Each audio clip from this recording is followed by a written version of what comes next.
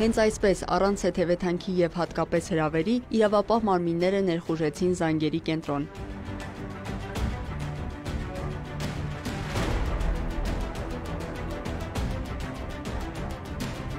Պատճառն այն է, որ կազմակերպությունը ոչ թե հարց ու պատասխանի, այլ մարդկանց խաբելու համար էր գործում, քննիչն է տեղեկացնում։ Ունենալով արդեն իսկ ներդրումային խարդախություններից տուժած մարդկանց տվյալները, կենտրոնի աշխատակիցները զանգահարում էին, ներկայանում որպես օրինակ քննիչ, ասում, որ կարող են օգնել վերականգնել գումարը, իսկ այդ ամենն իրականացնելու համար նորից գումար էին պահանջում։ Պարզվում է, այս զանգերի կենտրոնը անդրազգային հանցավոր կազմակերպության մի մասնաճյուղ է եղել։ Նշված զանգերի կենտրոնների առանձնահատկություններից մեկն էլ այն է, որ այնտեղ գործունեություն են ծավալում ոչ միայն տվյալ երկրի քաղաքացիները, այլ մեծամասամբ օտար երկրների քաղաքացիները, ովքեր հենց թիրախավորված եկել են Հայաստանի Հանրապետություն, որպեսզի ծավալեն իրենց հանցավոր գործունեությունը։ Թիրախը եղել են եվրոպական երկրներում եւ Կանադայում բնակվող մեծահասակ քաղաքացիները, որոնք առնվազն $1000 են ունեցել բանկային հաշվում։ Հարյուրավոր մարդիկ են տուժել, 60-ից ավելի անձի ինքնությունը նույնացվել է։ Հանցավոր կազմակերպության անդամներից 5-ի նկատմամբ կիրառվել է կալանքը, 2 անձի նկատմամբ տնային կալանքը,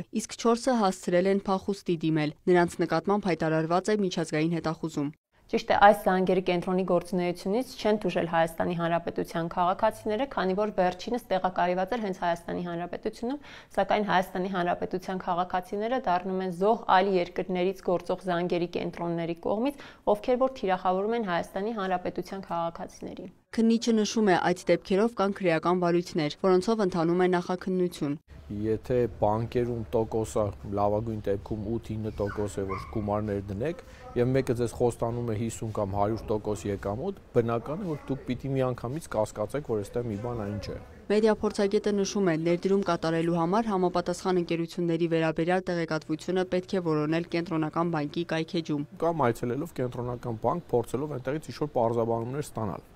Նույն կերպ քննիչներ, քննչական գործողություններ իրավասու են կատարել կոնկրետ քննչական մարմիններ, այսինքն պետք է պարտադիր, երբ որ դուք խաբեության զոհ եք դառնում, դիմել համապատասխան մարմիններին, ձևակերպումներ ստանալ եւ համոզվել, որ համապատասխան գործողություններ իրականացվում են պետական մարմիններում։ Մեդիա փորձագետը նշում է, հանցագործները խաբեության մեխանիզմները զարգացնում են եւ ժամանակն է, որ մարդիկ պատասխանատու վերաբերմունք ցուցաբերեն իրենց գումարներին ու առցանց անվտանգությանը։ Լիանա Խաչատուրյան, Արամ Հարությունյան, լուրեր։